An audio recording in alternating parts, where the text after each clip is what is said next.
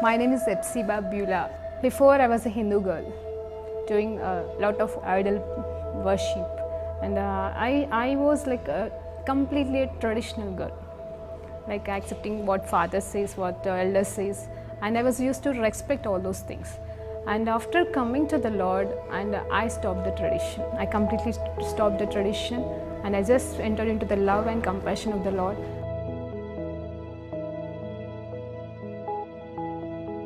My parents arranged for the marriage, and it was like a 2 months gap from the arrangement to the marriage. And immediately after marriage, like he said, like I don't like you. I just want to leave, and he left. Even I was pleading him, I was begging him, and I was asking him to come back, but it never happened. If he is not going to come to me, I want to die that. If he is going to be separated from me, I should die.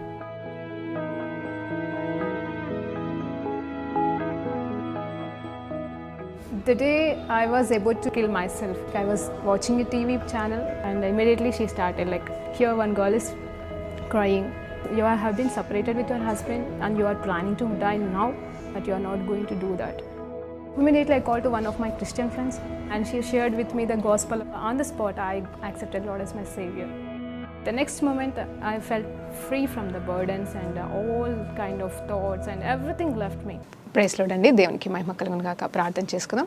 పరిశుద్ధ గొప్ప దేవా, నీకు స్తోత్రం, స్తుతి, మహిమ, ఘనత, ప్రభావం చెల్లించుకుంటున్నాం. నేను ఈ సమయంలో నా పాటన మీ పాద సన్నిధికి వచ్చేటకు మీరు నాకు ఇచ్చిన ధన్యతకే వందనాలు ప్రభా. ఇదిగో వాగ్దానాల గురించి, అలాగే ప్రభా నీ చిత్తమును గురించి ప్రభా, మరి వాగ్దానాలు ఏ రీతిగా మా పట్ల నెరవేర్చుతాయి, ఎప్పుడు నెరవేర్చుతాయి అనే సత్యాలు మేము నేర్చుకుంటుండగా మాతోని మాట్లాడమని యేసుక్రీస్తు నామములో ప్రార్థన తెలియజేసుకుంటూ పొందుకుంటున్నాం తండ్రి. ఆమేన్. ప్రైజ్ లార్డ్ అండి. దేవునికి మహిమ కలుగును గాక. మరి ఈరోజు దేవాది దేవుడు మనకిస్తున్న వాక్యాంశం ఏంటి అంటే, దేవుని వాగ్దానాలు అలాగే దేవుని చిత్తమని, promise of the lord and will of the lord. అంటే నేను వాగ్దానాల గురించి అయితే నేను గతంలో మాట్లాడి ఉన్నాను, మీరు వినే ఉన్నారు. అలాగే దేవుని చిత్తం గురించి కూడా మనం మాట్లాడుకున్నాము, వినే ఉన్నాం. అయితే ఈరోజు దానికి దీనికి వ్యత్యాసం ఉందని కొన్ని మాటల్లో చెప్పాలనుకుంటున్నాను.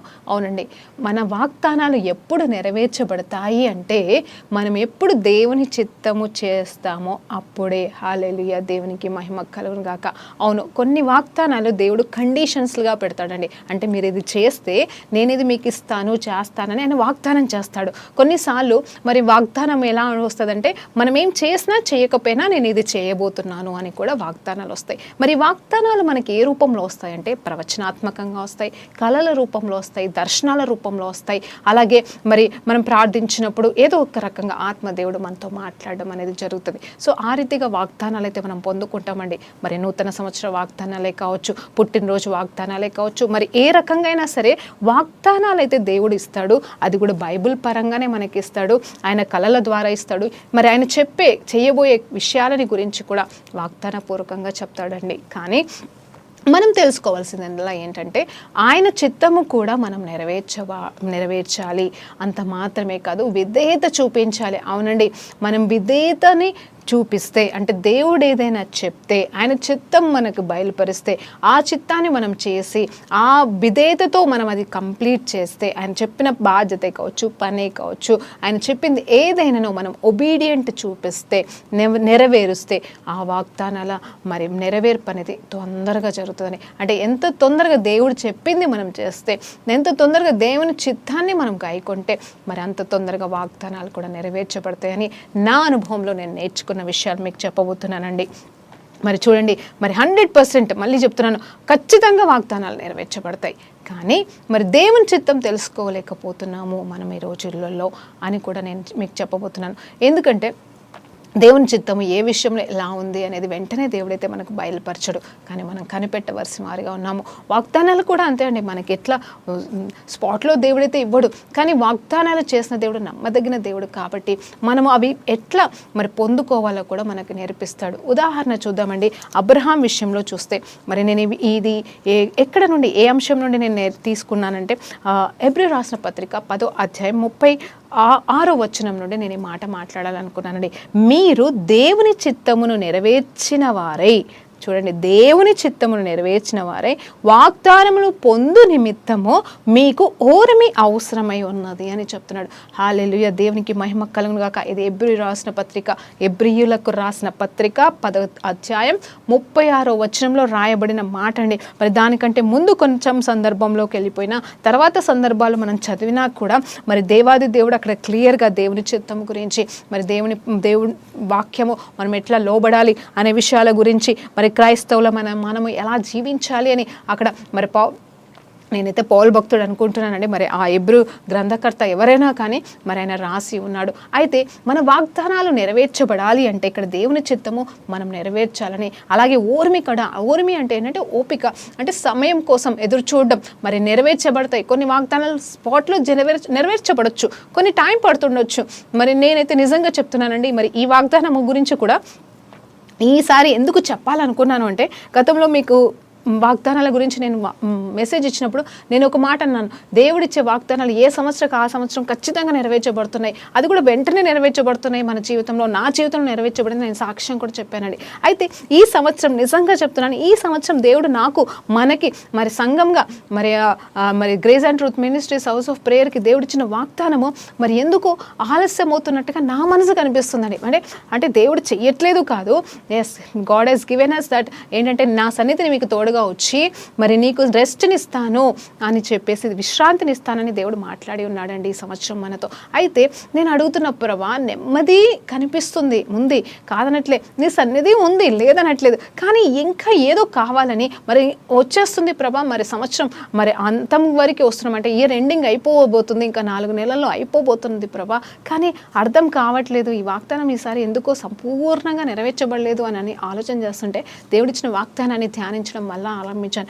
ఏంటంటే my presence will go with you. నేను మళ్ళీ చెప్తున్నాండి, మరి కొత్త సంవత్సరం తీసుకున్న వాగ్దానం ఆ రోజుకే ఆ సంవత్సరానికి అని మాత్రమే కాదండి, అది జీవితాంతము మన పట్ల నెరవేర్చబడుతుంది. అంత మాత్రమే కాదు, ఆ వాగ్దానము ఒకవేళ ఆ సంవత్సరంలో మిస్ అయినా నెక్స్ట్ ఇయర్ అయినా సరే నెరవేర్చబడుతుంది అనేది మీకు మళ్ళా జ్ఞాపకం చేస్తున్నాను. అయితే ఈసారి ఆ వాగ్దానం బట్టి ప్రభా, ఏంటి ప్రభా అంటే, నా సన్నిధి నీకు లేదా అని అడిగాడు. అవును ప్రభా, విశ్రాంతిలో నువ్వు లేవా? ఉన్నాను ప్రభా. మరి నిజమే, నెరవేర్చబడుతూనే ఉంది, కానీ దాన్ని అనుభవించట్లేదేమో అనిపిస్తుంది. అంటే దేవుడు నీకు ఇది చేస్తా, అది చేస్తా, ఇల్లు ఇస్తా, అది ఇస్తా అని అట్లాంటి వాగ్దానం వచ్చుంటే, ఇల్లు వస్తే వచ్చేసింది, లేకపోతే అద్భుతం చేస్తానన్నాడు, ఆ అద్భుతం జరిగిందని చెప్పడం ఈజీయే, సాక్ష్యం చెప్పేస్తాం, అది కార్యం జరిగింది అని, ఆ వాగ్దానం నెరవేర్చబడిందని చెప్పుకోవడం బాగుంది. కానీ ఇక్కడ నా సన్నిధి నీకు తోడుగా వచ్చి నీకు విశ్రాంతిని ఇస్తానన్న మాట మరి అది జీవితాంతం వరకు కూడా ఇచ్చినట్టుగా ఉంది కదండి. హల్లెలూయా, దేవునికి మహిమ కలుగును గాక. అయితే మరి నేను ఇంకో మాట చెప్పాలనుకుంటున్నాను. అబ్రహాం గురించి ధ్యానిద్దాం, ఈరోజు ఇస్సాకు గురించి ధ్యానిద్దాం, యాకోబు గురించి ధ్యానిద్దాం. వారికి ఎలాంటి వాగ్దానాలు దేవుడు ఇచ్చి ఉన్నాడంటే, మరి అబ్రహాముకి అయితే మల్టిప్లికేషన్, ప్రామిస్ ఆఫ్ మల్టిప్లికేషన్ అంటే ఆశీర్వాదము, దీవెనకరము, అంటే మరి దీవించి విస్తరించుట అనే వాగ్దానాన్ని మరి అబ్రహాం పొందుకున్నాడు. ఎలా పొందుకున్నాడు అంటే కండిషనల్గా, ఎట్లంటే ఇదిగో నీ ఇంటిని విడిచి నువ్వు రా, అప్పుడు నేను దీవిస్తాను, ఈ లోకానికే నిన్ను దీవెనగా మారుస్తాను, నిన్ను బట్టి మరి జనులందరూ, లోకంలో ఉన్న జనులందరూ దీవించబడతారు అని చెప్తా ఉన్నాడు. అయితే మరి వెంటనే నెరవేర్చబడిందా అంటే కాదు కదండి. 25 సంవత్సరాలు వాగ్దానం నెరవేర్పుకి అక్కడ మొట్టమొదటిగా వాగ్దానం ఏంటి?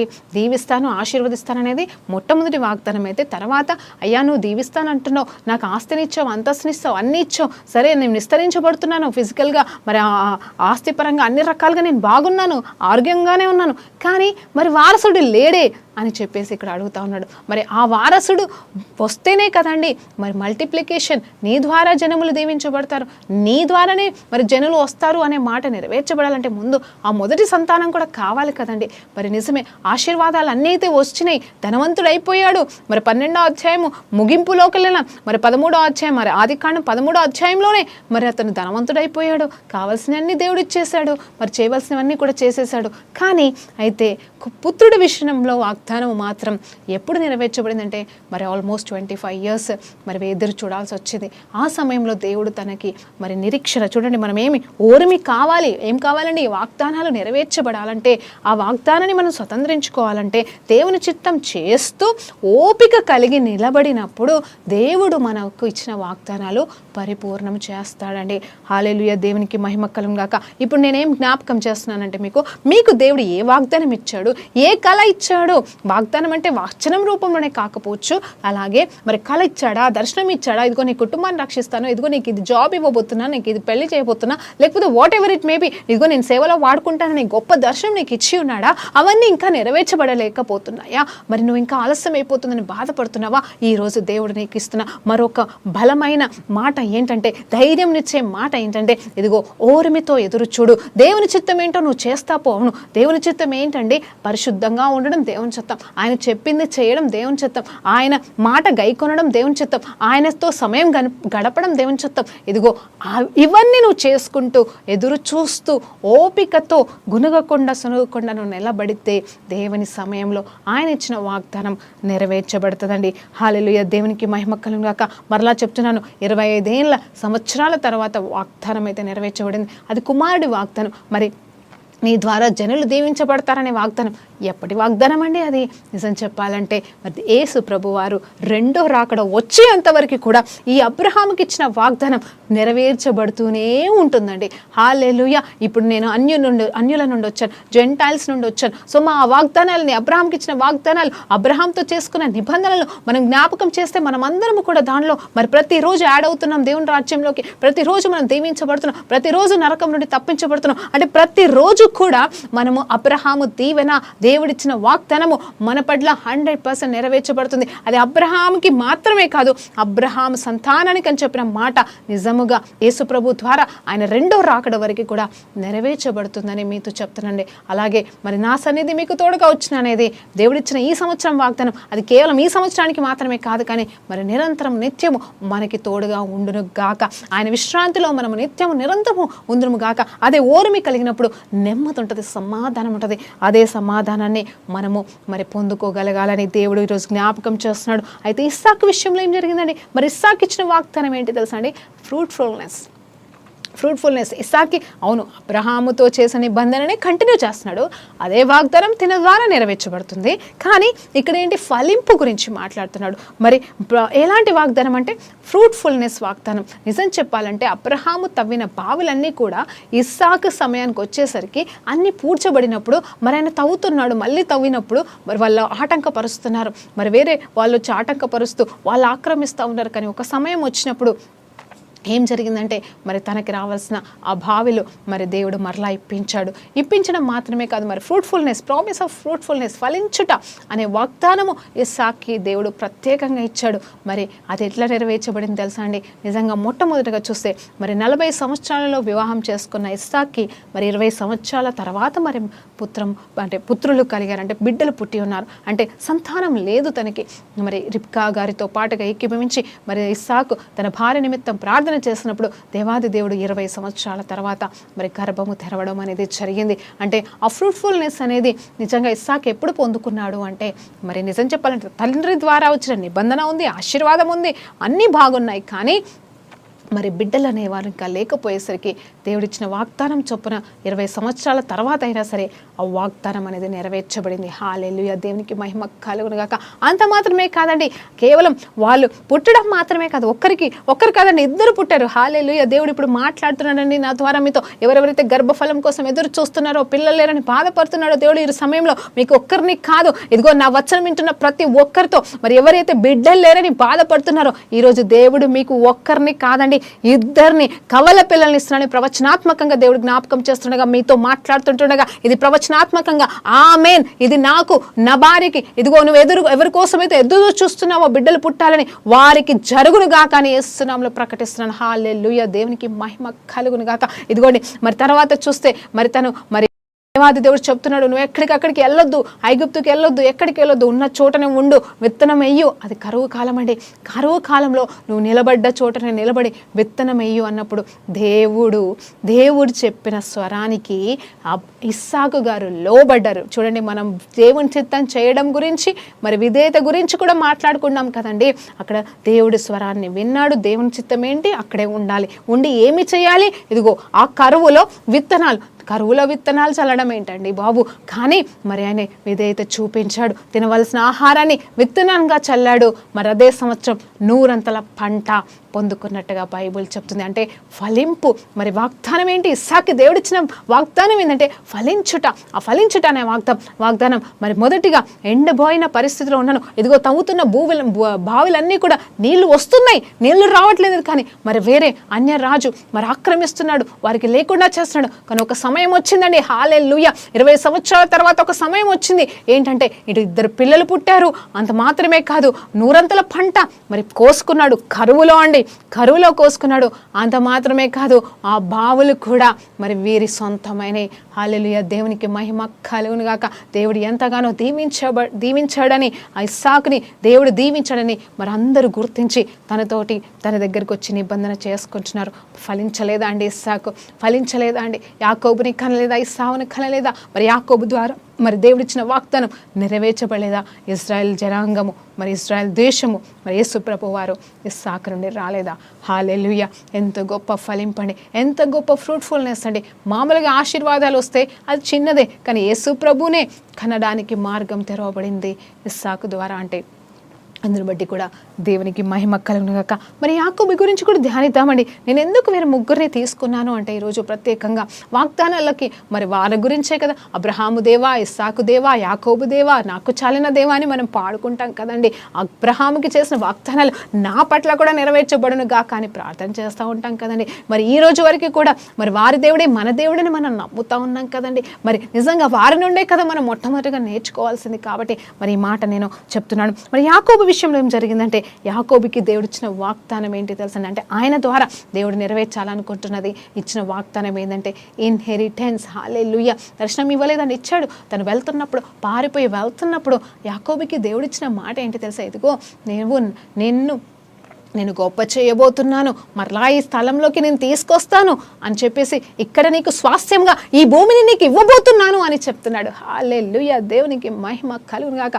అబ్రహాముకి చెప్పి ఉన్నాడు, ఇస్సాకుని ఫలింపచేసి ఉన్నాడు. అలాగే యాకోబు కూడా మరి ఆ కలలో మరి దేవదూతలు పైకి వెళ్తూ కిందికి వస్తున్న సమయంలో ఆ దర్శనం చూసిన ఆ యాకోబుతో దేవుడు మాట్లాడిన మాట డైరెక్ట్గా కాకపోయినా కలలో మాట్లాడుతున్న మాట ఏంటంటే, ఇదిగో ఈ స్థలంలోకి మరలా నేను తీసుకొస్తాను, ఈ స్థలాన్ని ఇదంతా కూడా నీకు ఇస్తానని చెప్పి ఉన్నాడు. ఆ తర్వాత మరి యాకోబు లేసైతే వెళ్ళాడండి, లాబాను దగ్గరికి వెళ్ళాడు, పెళ్లి చేసుకున్నాడు. మరలా కొన్ని సంవత్సరాల తర్వాత మరి అక్కడ ప్రయాసపడ్డా, పరిస్థితిని బట్ట, ఆలస్యాన్ని బట్ట, తను చేసిన తప్పును బట్ట, దేవుని ఆలోచన బట్ట, ప్రణాళికను బట్ట మనకు తెలియదు. కానీ మరి అదంతా చెప్తే సమయం సరిపోదు. కానీ దేవాది దేవుడు మరలా మాట్లాడుతున్నాడు, పలానా స్థలానికి మరి నేను నిన్ను దర్శించిన, నీకు వాగ్దానం చేసిన స్థలంలోకి నడువు అన్నాడు. దేవునికి స్తోత్రం.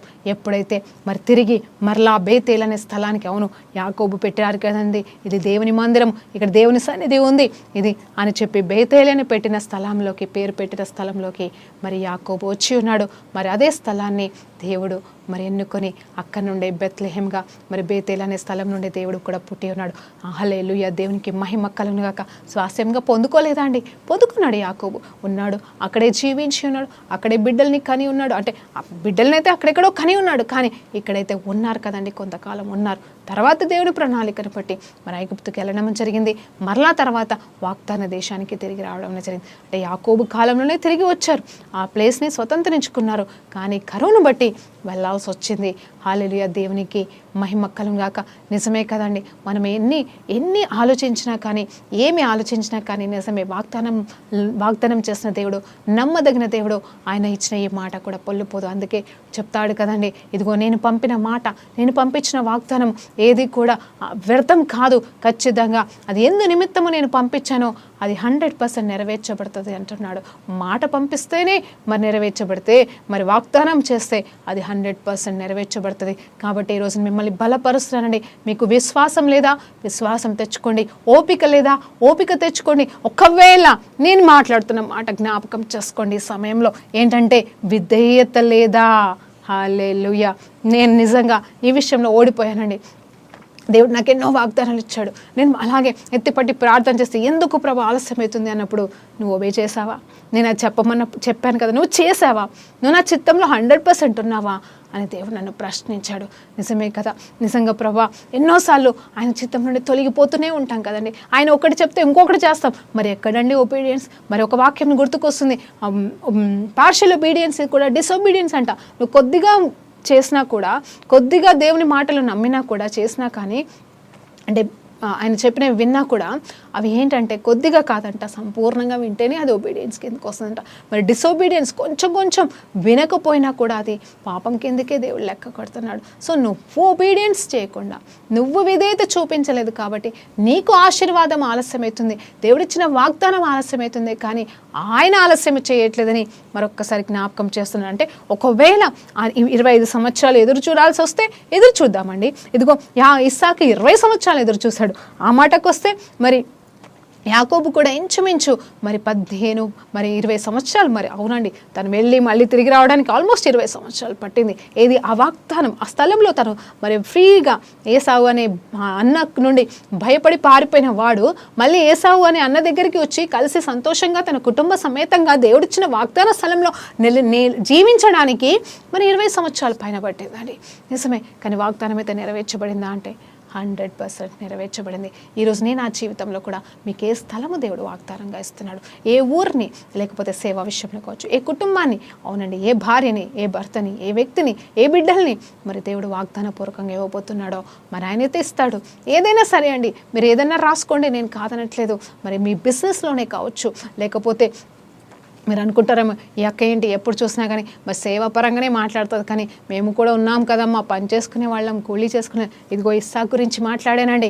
మీరు వ్యవసాయం చేసేవారైతే ఆయన కరువులో మరి 100 పంట కోసుకుంటే మీ వ్యవసాయంలో, మీ కష్టార్జితంలో, మీరు చేస్తున్న బిజినెస్లో, మీరు చేస్తున్న ప్రతి చోట 100 పంట వస్తుంది. కానీ నేను ఒకటి నిజం చెప్తా, వింటావా? జాగ్రత్తగా వింటావా? విత్తనం వేస్తే ఏ వ్యవసాయదారుడైనా కానీ శ్రేష్టమైన విత్తనం వేస్తాడు, అంటే మంచిది వేస్తాడు. ఒకవేళ తన దగ్గర ఆ విత్తనం లేకపోతే మంచి విత్తనం కొనుక్కొచ్చైనా సరే మంచి విత్తనం వేస్తాడండి. అప్పుడు ఆ విత్తనం మరి భూమిలోకి వెళ్ళి అది ఫలిస్తుంది. 100 కావచ్చు, అది ఎంత ఫలించాలో, మరి ఎన్ని కాయలు కాయాలో, ఎంత పంట రావాలో దానికి తగ్గట్టుగా అది ఇస్తుంది. అలాగే మనం కూడా మన జీవితంలో మరి వ్యవసాయం చేసినప్పుడు శ్రేష్టమైన విత్తనం వేసినట్టుగానే, శ్రేష్టంగా నీరు పోసినట్టుగానే, సమయానికి మనం అన్నీ చేసినట్టుగానే అప్పుడే కదండి కరెక్ట్గా పంట వస్తుంది, లాభంలోకి నడిపించబడతాం. ఓకే, రేట్ ఎంత పలికింది ఈ లోకంలో అనేది అది నేను చెప్పలేనండి, దయచేసి నన్ను క్షమించండి. వర్షాలు వచ్చి కొట్టుకుపోతున్నాయా, అది నాకు సంబంధం లేని విషయం. కానీ ఒకటి మాత్రం నిజం, మనం శ్రేష్టమైన విత్తనాన్ని మాత్రం ఎట్టి పరిస్థితుల్లో మనం వేస్తాం. ఆ పంట అనేది నమ్మకంగా కరెక్ట్గా దేవుడిస్తాడు. అయితే నేనేమంటున్నానంటే, ఒకవేళ బిజినెస్ పరంగానే కావచ్చు, లేకపోతే మీరు చేస్తున్న జాబ్ దగ్గరే కావచ్చు, లేకపోతే మీరు ఏ వృత్తిలో ఉన్నారో మరి ఆ వృత్తిలో కూడా శ్రేష్టమైన విత్తనం వేస్తున్నారా? మీరు శ్రేష్టమైన విత్తనం అంటే నమ్మకత్వాన్ని, నమ్మకంగా మీరు పనిచేస్తున్నారా? మోసం లేకుండా, ఒకరి నాశనం కోరుకోకుండా, ఒకరి వైపు మరి చూడకుండా, మరి మీరు చేసే ప్రతి పనిలో నమ్మకంగా మంచి విత్తనం, అంటే మంచిగా ఏ పని చేసినా దేవునికే చేస్తున్నట్టుగా చేస్తున్నావా? నువ్వు చేస్తున్న పనిలో ప్రమోషన్లు పొందుకుంటావు, దీవెనలు పొందుకుంటావు, ఆశీర్వాదాలు పొందుకుంటావు, ఆ లాభాలు పొందుకుంటావు, అన్ని విధాలుగా దీవించబడతావు. కాబట్టి నేనేం చెప్పాలనుకుంటున్నానంటే, ఫలింపు అనేది నీకు కావాలి అంటే నమ్మకత్వం కూడా మనలో ఉండాలని మరొక్కసారి దేవుడు చెప్తున్నాడు. అయితే యాకోబు విషయంలో చూసినప్పుడు నిజమే, నెరవేర్చం, ఆయన మోసగాడుగా పోవచ్చు, అసలు దేవుని స్వరమే తెలియని వ్యక్తిని మరి దేవుడి స్వరంతో మాట్లాడినాడు. అక్కడితో సరిపోలేదండి, దేవుడితో విడిచిపెట్టాడా? నిజం చెప్పాలంటే యాకోబు వాగ్దానాన్ని బట్టి అక్కడికి వెళ్ళాడు. వాగ్దానం ఉందా? ఉంది. మరి ఒప్పందం చేసుకున్నాడు. కానీ అక్కడ ఉన్న మరి లాబాన్ దగ్గర ఉన్న ఆ కొద్ది కాలము అన్న 14 అంటే ఆల్మోస్ట్ 20 సంవత్సరాలని బైబిల్ చెప్తుందండి. 20 సంవత్సరాలు ఒక్కసారి కూడా మరి దేవుని జ్ఞాపకం చేసుకున్నాడో లేదో మనకు తెలియదండి. కానీ మరి అక్కడైతే దేవుడు తనని దీవిస్తున్నాడు, ఆశీర్వదిస్తున్నాడు. ఆయన ఏది ముట్టినా బంగారమే అవుతుంది. తనతో దేవుడున్నాడని, తనలో దేవుడున్నాడని, దేవుడు దీవెన ఆశీర్వాదము మరి యాకోబుకి తోడుగా ఉందని మరి లాభాన్ని గుర్తించగలిగాడండి.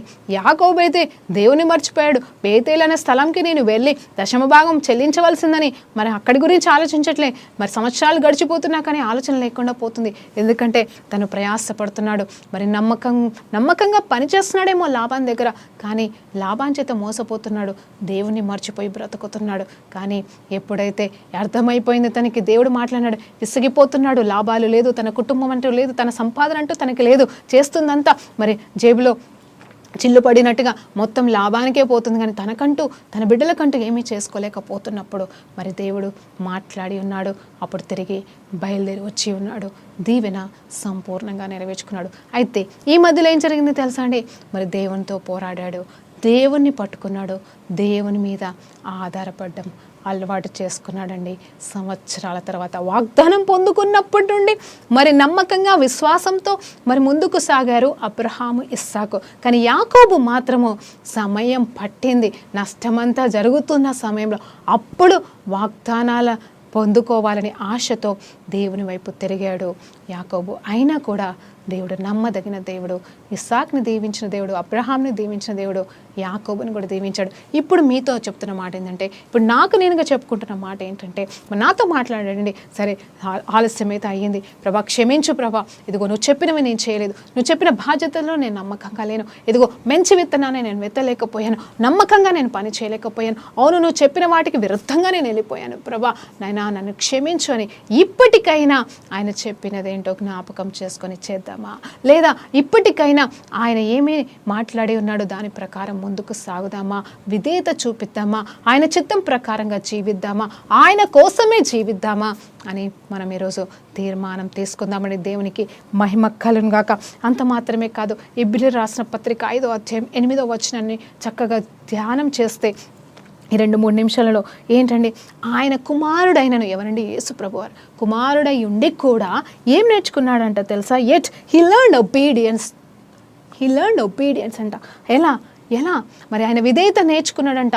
ఎట్లా అంటే చూడండి, తను అనుభవించిన శ్రమల ద్వారా.